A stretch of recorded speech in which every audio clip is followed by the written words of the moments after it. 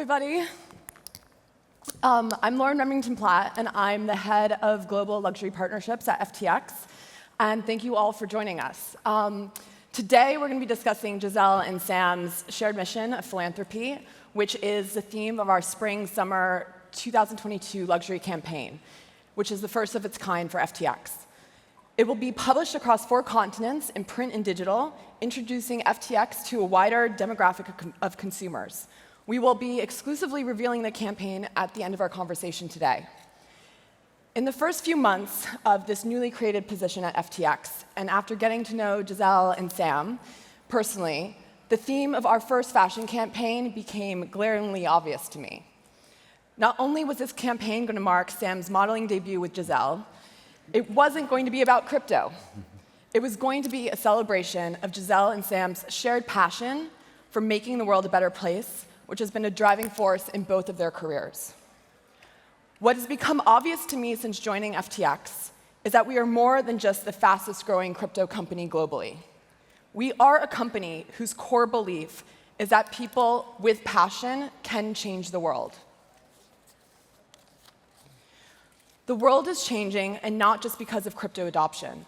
As a society, we're becoming more conscious of our impact on the environment and how kindness is more important than ever before. Gisele and Sam have always been ahead of the curve, and they've been spearheading these global shifts for years that are only now becoming mainstream. For Sam, his commitment to become an earn-to-giver 10 years ago was a precedent for founding FTX and his ability to maximize his financial impact for good. The FTX Foundation's recent announcement to give up to $1 billion this year alone to high-impact charities show how Sam is transforming corporate governance and becoming the modern-day CEO that FTX embodies and that the world needs.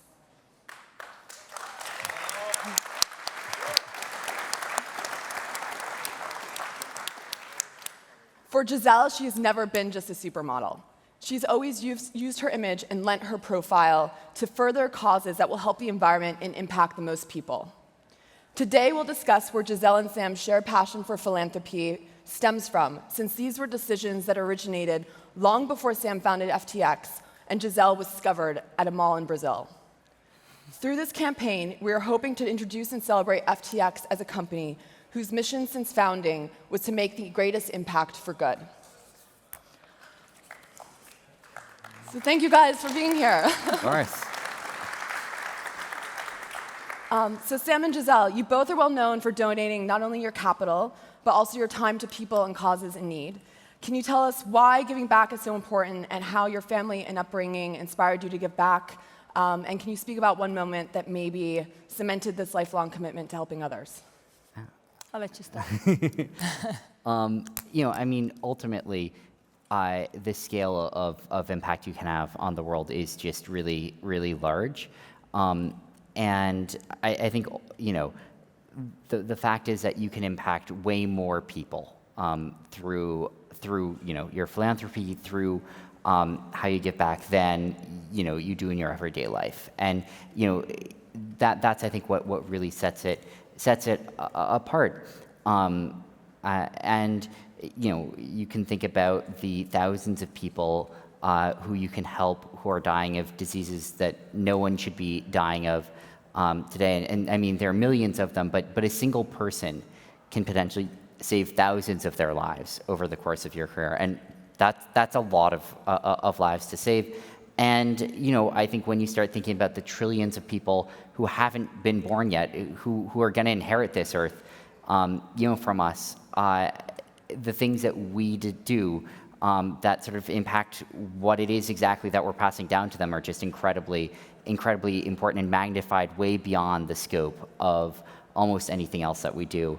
I think that the moment that'll stick with me, I think it's probably in college, when I finally sort of came to terms with and accepted the fact that there were actually things that I and others could do that would have large impact. I think prior to that, I'd been trying to convince myself maybe there was nothing that you could really do, or because that made it easier, right? Then I didn't have to think about it. I didn't have to worry about it. And freshman year of college, met a friend who is actually a colleague now, we started talking, and it just became clear really quickly that none of my sort of hopeful arguments for why it didn't matter what we would do were going to hold up, and that there was actually a sort of exciting if anything message in the opposite direction, that there's actually an enormous amount of positive impact that we can potentially have on the world, but only if we really try, only if you think hard about what you can do to have the most impact, and that ended up being how I thought about where to center my life, my career, and ultimately what I'll be able to do. So. Yeah. Well, I think what you said is in the end of the day, the earth doesn't belong to us, right? We are just here in passage, and I think it's really important to think about what are we leaving behind, because either we're going to be part of the solution or we're going to be part of the problem. The fact is, we're all going to have an impact in this world. We just need to decide what kind of impact we're going to have and we want to have. And I think it's all about intention. Where our energy goes is what grows. So if we choose to focus in being part of the solution and really make our life count, right? Because I think, what's the point of being here otherwise, right? I mean, I definitely want to be part of the solution and not part of the problem, because when I leave this world and my kids are going to be here, my grandchildren, I want them to look back and say, that, hey, we did all we could to be part of the solution and not part of the problem, because we are leaving this world behind for, not only is going to impact the quality of life that we have today, because I always say, the planet is going to be here. It's been here for billions of years. There's been plenty of civilizations that are no longer here. So we just have to decide if we want to be here, and then we have to live in harmony with nature. And part of what I'm, very excited to work with FTX is to work on environmental and social, programs and things that can create positive change, and not only protecting and taking care of nature, which has been a big passion of mine coming from the south of Brazil, and just feeling very connected to nature, understanding I am one with it, and been working on environmental causes since, going to visit an indigenous tribe in Brazil when I was, in the early 2000s, and my whole life I got clarity and okay, this is what's important, and and it's nice to be here and to, devote my time and to create whatever I can to create a positive impact, and it's nice to be here with you, Sam, and together we are stronger. It's all about that. No one does anything alone, so it's nice to unite forces and then do the best we can, right? Great answers. Sam, so this year you announced that you plan to give up to $1 billion to high-impact causes that will help humanity. How did you arrive at this amount of money and these causes that you're choosing, and what measurable change do you hope that this money will make? Yeah, so, when thinking about the scale of it, there's sort of two sides. One is what scale can we give, and other scales, what scale could be given effectively. And maybe just starting with the second one, because I think it's maybe one of the more important things to think about, is how much can you scale up impact? And I think the answer is enormously. You can look at something like $1 billion a year that can be spent fighting one disease by the world, and the billions that can be spent on developing world health, and that's just one sector to look at. You can think of the tens to hundreds of billions that could be used to help on sustainability. You can think of the what was the impact of just dealing with the fallout from COVID-19 for the world? I think we're talking probably north of $10 trillion. And so the scale of what has impact on the world is very large. It's larger than I'm ever going to be able to give. And so that's not going to be the limiting factor. Now, there's a question of, how quickly can you figure out where good opportunities actually are? How long does it take before you can feel comfortable with the ability to give away a certain amount of money, and that's something, frankly, that we're still learning to some extent. And I think what determines how much we'll actually give away, we sort of set an order of magnitude uncertainty in that, right? 100 million to $1 billion. And why do we set that uncertainty? Because we don't want to feel forced to give, if we are out of things we feel really excited to fund this year. And on the other hand, we don't want to feel like if there's an incredibly important thing for the world that comes along, that we didn't leave ourselves the room to do that. And so, I think we're already approaching the lower end of that so far this year. But then I think talking about like where, what's the focus going to be? We're going to be giving to a number of different things. I think probably the single biggest thing this year is going to be pandemic prevention. Basically, we're not prepared for COVID as a world.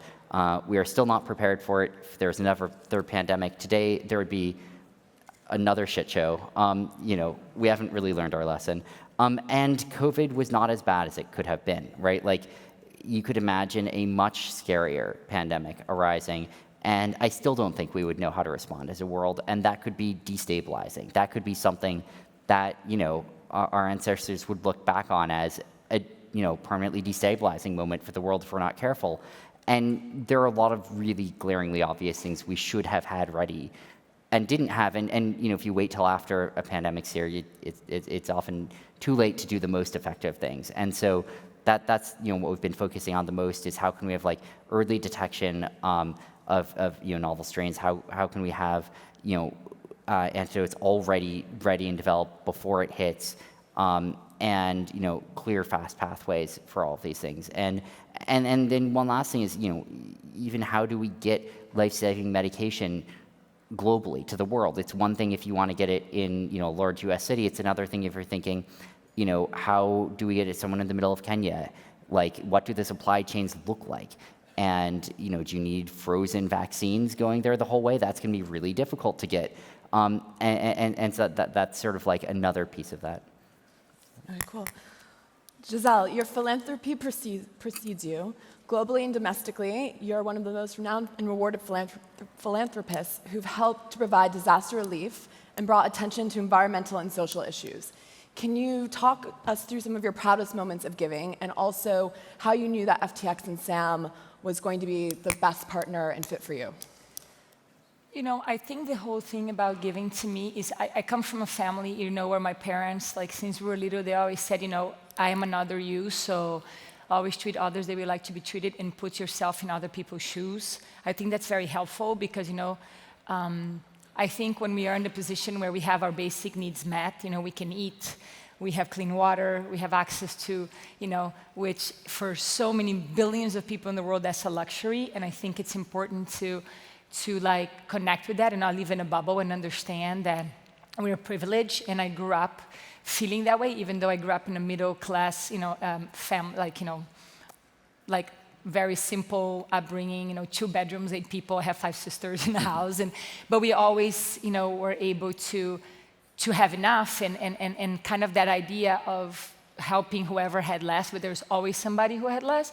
So since I left home at 14 years old and went out into the world and started working, and when I moved away from home and I started making my own money, I always felt like, how can I help? So I help, it's been like, since I know myself as a person, that's just been a natural thing, is the way we've been raised to kind of look at another and see how I can do to be of service, because I think that also, we always think like when we are giving to someone, when we are helping, really, in the end of the day, we are the ones who are receiving, because there is nothing more fulfilling than feeling like you can be in the position of giving. And there's so many ways of doing that. You can give out of your money, you can give out of your time.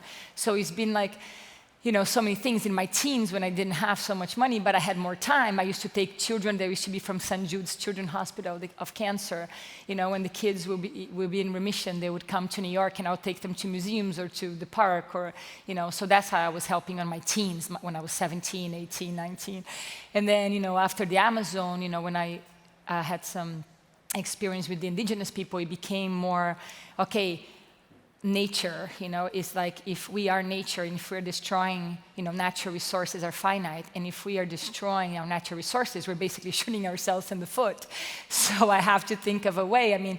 These incredible people who are living in connection with nature, they know so much. How can I help them? But they don't have a voice. So how can I do this? For the last 20 years, I've been really focusing to try my best to bring attention to those things that, related to, if we don't have clean soil, clean water, we are all basically, we need all of that to survive. No matter who you are or where you're from, if we don't have clean soil and clean water, we don't have our basic needs met. And I think that's the foundation, that's the basic, that's like the minimum we need. But yet, that's becoming a bigger and bigger issue in the world. When you think about clean water, most of the wars are happening. Look at Syria. So many because of the lack of clean water. So when you think about it, there are so many things that we can do, and it can sometimes be overwhelming. But I think what I've chosen to do is where I am today, whatever time I was in my life, and every day, what can I do to be of service in whatever way I can, And sometimes it's, like taking a kid that had cancer when they have remission to a playground, or sometimes raising money and bringing, attention to a cause, and or there's a disaster relief and people are like in really big trouble, creating a fund and raising money with however I can and sending relief. So it's so many different ways. I think the important thing is finding something that brings you joy and that makes you happy doing it, because I think we all have something to give if we choose to. And I think we will find that if we can, take the eyes always from us and put it out there and say, how can I, be of service in this situation, or what can I do here? I think you find a lot of fulfillment in doing that, and that would, and then you go, then life will take you on this path and that path. When you see, you just keep learning and keep giving and keep, hopefully, just, I don't know, it feels good, it feels good to contribute, So it's been so many different things. I can't even tell you one thing. But environmental, nature and education. Children, I would say for me, it's a biggie. I think if you can help people, and especially children, how to teach them how to fish so they can be empowered and feel, I think there's nothing more amazing than helping someone feel empowered and capable. That's a big thing for me. So. And then one of my only crypto questions. Sam, other than the financial ability to make high-impact donations, what other ways do you see crypto as a tool to help make the world a better place? Yeah, so I think that, where I think I keep coming back to it is sort of two sides of the same coin with it, one of which is financial rails that work even in difficult situations. And so, you look at people trying to do remittance back home and paying 10, 20% to do it, and it takes a week to get there, and it's incredibly difficult. That's sort of one of the hardest cases, but even just doing a payment, you go to a store, you buy a loaf of bread in the United States, and you pay 1% or 2% to middlemen for that transaction, because our payments infrastructure is just not very good. And it introduces bits of friction and expense everywhere, but where people need it the most and where it's hardest, it introduces massive amounts of friction. So that sort of is one angle. And then the other one, the one that I think I've been thinking about the most recently, is on equitable access to financial ecosystems. If you look at what access the largest HFT firms have globally to markets, it's amazing access, right? Like they have physical boxes feet away from the physical boxes where matching engines are, and they have full access to all market data. They're going straight to the exchange. They can trade anything they want, in a millisecond. But they paid, tens, hundreds of millions of dollars to get that access, and it took them years of building up in relationships to get that. If you want to pull out your phone and buy a share of Apple, you're probably going through 10 different companies from start to finish. Each one of those is going to be reducing transparency and increasing fees on it. And to the point where you're literally not allowed to see the order book that you're trying. You're not allowed to see what is the price of Apple right now when you buy it, unless you want to pay millions of dollars. In which case, sure, you can see what it's trading at right now. That's for people who have real financial access, right? That's a good case for individuals. The bad case is a lot of people who are basically disenfranchised, for whom, overdraft fees are impossible to deal with if your bank account is ever running empty, because it's non-deterministic how long it takes payments to go in and out. So you never know exactly whether there's going to be a mismatch in days. And so if you're just getting by, all of these really awkward properties of the financial system end up costing you more than you have. And all of these things are not necessary. Like again, we've built ways for the most sophisticated financial actors to have straightforward access to our data and our economics. And that's something that you should be able to have even if you're not privileged. You should be able to have the same opportunities as other people. And you should at the very least be able to see market data. Like prices here is one of the whole points of markets. Like we shouldn't be gating access to that. And so I think that's the other big opportunity that I have been spending the most of my time on with crypto is how can we create financial markets that really have some much more equitable access for people. That's great. Okay, guys. Well, we're excited to be able to exclusively share the first ever fashion luxury campaign for FTX, and it's featuring Sam and Gisele. Well, he's here. He's coming next. I think she's thinking about him. Featuring right. Sam and Gisele.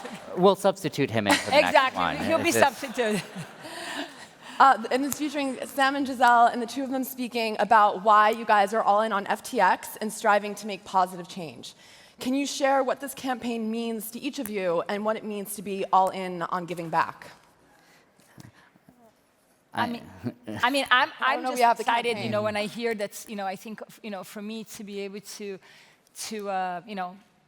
be of service has been such a passion of mine for so long. And obviously when I hear that, Sam we share the same passion and we want to both, contribute in the best way that we can. And it was exciting, obviously, because I understand that, no one does anything alone, like I said. So when you can unite your forces and everyone has different gifts, we each are born with something different, with a different ability. And when we can, put together those abilities, we can hopefully create a much larger impact. And this is why it was so exciting to get to know Sam and his intention and makes me happy to be able to help out. And hopefully we can create a lot of good stuff together. So.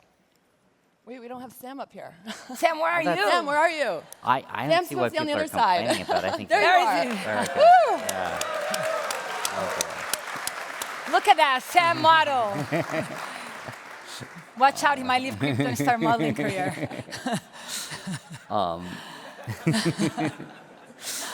Right, Sam? How did you like that? How do you like it? In Vogue, like Hey Bear. Here, enjoy.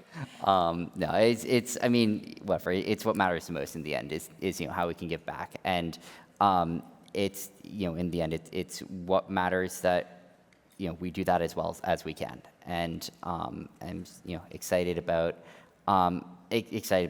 being a part of it and being a part of everything that people around me are helping to facilitate. So.